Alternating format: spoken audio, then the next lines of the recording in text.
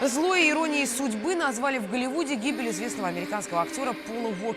Голливудский актер, звезда фильма «Форсаж» Пол Уокер погиб в автокатастрофе. В интернете появилось видео момента аварии, в которой погиб голливудский актер Пол Уокер. Камера видеонаблюдения зафиксировала, как Порше с артистом врезается в